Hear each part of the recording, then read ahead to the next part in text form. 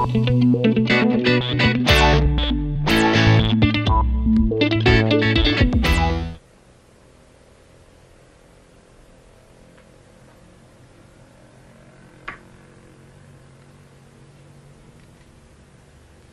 mo ba sinasabi sa akin ang lahat ng ito tungkol kay Isabel? Ano kasi, Jenny, baka sakaling matulungan mo ako kung paano intindi si Isabel. Jenny, kailangan ko intindihin si Isabel. Kawawa ka naman.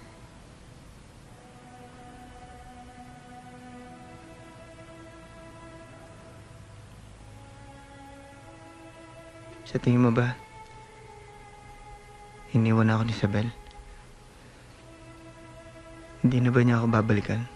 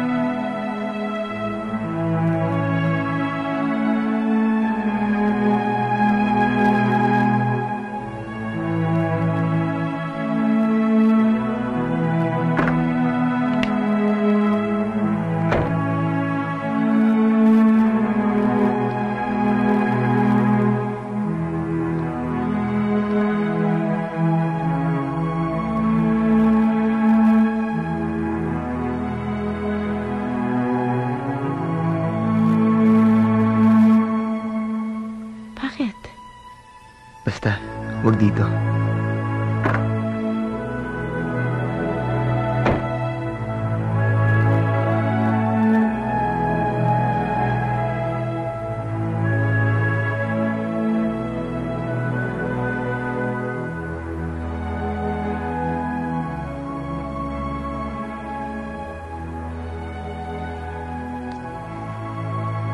Love you.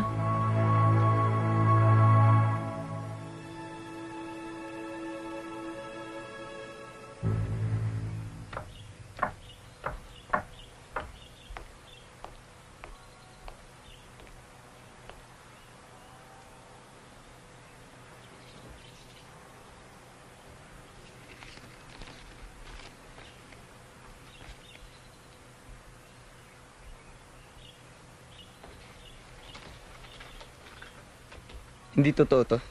Si Isabel na mismo ang sumulat. Ano pang di mo mapaniwalaan?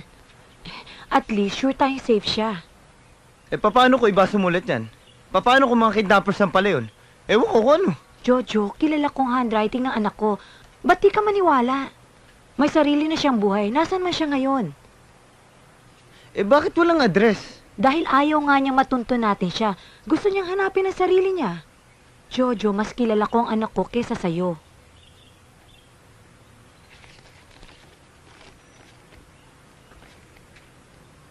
Mami, pakisabi kay Jojo patawarin niya ako. Nagkamali na ako noon na magmadre ako.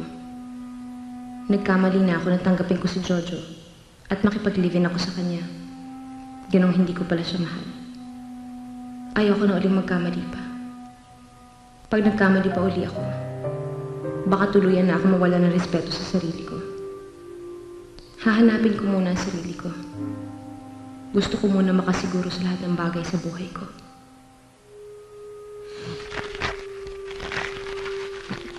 Jojo, wala na tayong magagawa. Kalimutan mo na ang anak ko. Asikasuhin mo na rin ang sarili mong buhay. Yan lang bang tayo niyo sabihin? Jojo!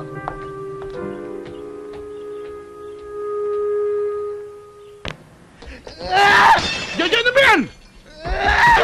Kasing ka lang eh! Anak, tama na yan! Bakit tayo? Bakit di ba lang siya nagpakita sa akin? Ako na lang mamasa niya! Bakit doon siya susulat? Ako lang nagmamansa niya! Ako lang! Ako lang! Ako lang, Tay! Ako lang! Ako lang!